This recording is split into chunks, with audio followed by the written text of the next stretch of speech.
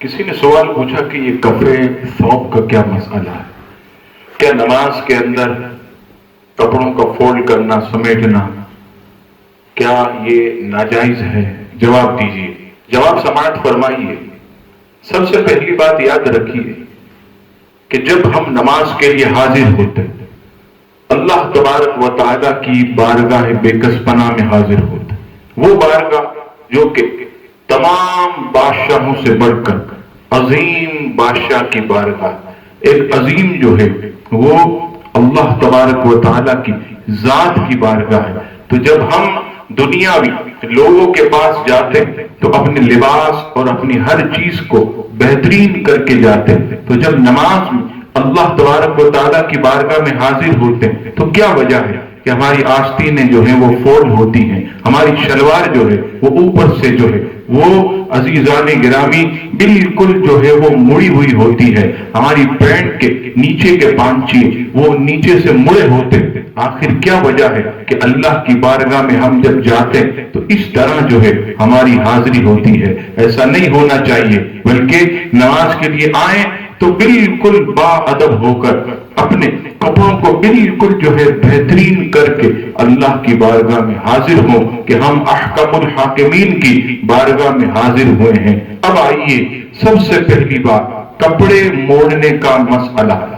بخاری شریف کی حدیث پاک کتاب الاذان حدیث نمبر 803، حضرت سیدنا ابن عباس رضی اللہ تعالی عنہما روایت کرتے کہ نبی پاک علیہ السلام نے ہمیں 7 ہڈیوں پر سجدہ کرنے کا حکم ارشاد فرمایا اور بالوں اور کپڑوں کو نہ سمیٹنے کا حکم فرمایا۔ علامہ بدر الدین عینی رحمت اللہ تعالی علیہ اس بخاری شریف کی حدیث کی شرح میں آپ کی جو مبارک کتاب ہے عمدۃ القاری شرح صحیح بخاری، اس کی 6ٹھی جلد کے صفحہ نمبر 90 پر آپ اس حدیث کی شرح میں فرماتے کہ شریعت کی اصطلاح میں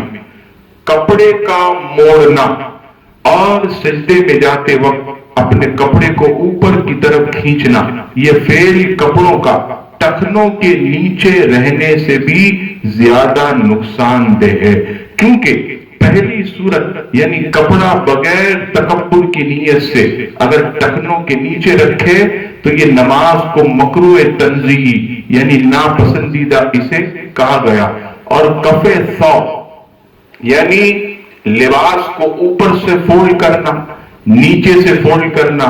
اس سے نماز مکروہ تحریمی ہوگی۔ اسی طرح آپ کی آستین آدھی کلائی یا آدھی کلائی سے اوپر ہو اور نماز پڑھ لی تو اس سے بھی نماز مکروہ تحریمی ہوگی۔ عزیزان گرامی، امام بدر الدین عینی رحمت اللہ تعالی علیہ کی اس شرح سے 2 باتیں پتہ چلی کہ اگر کوئی شخص جو ہے بغیر تکبر کی نیت کے اپنی شلوار، پینٹ یا ازار یا تہبند کو ٹخنوں سے نیچے رکھ کر اگر وہ نماز پڑھ لے تو یہ مکروہ تنزیہی ہے، ناپسندیدہ ہے، اور اگر اس کے برعکس اگر کوئی اپنی شلوار کو اوپر سے گھر سے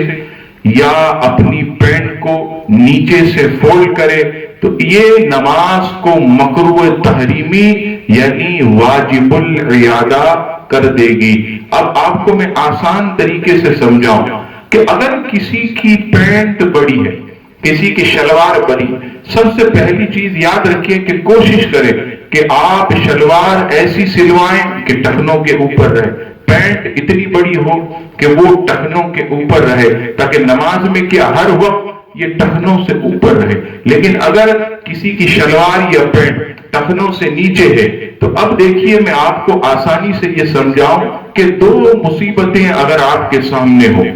ایک ہے چھوٹی مصیبت، ایک بڑی مصیبت، دونوں میں سے ایک مصیبت کو آپ نے گلے لگانا تو آپ کون سی مصیبت کو پکڑیں گے؟ چھوٹی مصیبت کو۔ تو اب اگر شلوار جو ہے وہ ٹخنوں سے زیادہ نیچے، پینٹ اگر ٹخنوں سے زیادہ نیچے، تو اب جو ہے اگر آپ اسے فولڈ کرتے تو یہ نماز کو مکروہ تحریمی واجب الاعادہ یعنی واپس دوبارہ لوٹانی ہوگی، اور اگر آپ یوں ہی رہنے دیتے ہیں فولڈ نہیں کرتے نیچے سے یا اوپر سے گرستے نہیں ہیں تو اس سے نماز مکروہ تنزیہ ہوگی، یعنی ناپسندیدہ نماز ہو جائے گی، لیکن اس کو ناپسندیدہ کیا گیا۔ تو کوشش کریں کہ شلوار یا پینٹ اس کو ٹخنوں سے اوپر ہی سلوائیں، لیکن اگر کسی کی شلوار جو ہے وہ بڑی ہے یا پینٹ بڑی ہے تو یہ عمل کہ نماز میں اسے فولڈ کرنا یہ نماز کو برباد کرنے کے مثل ہے، اس سے بچنا چاہیے۔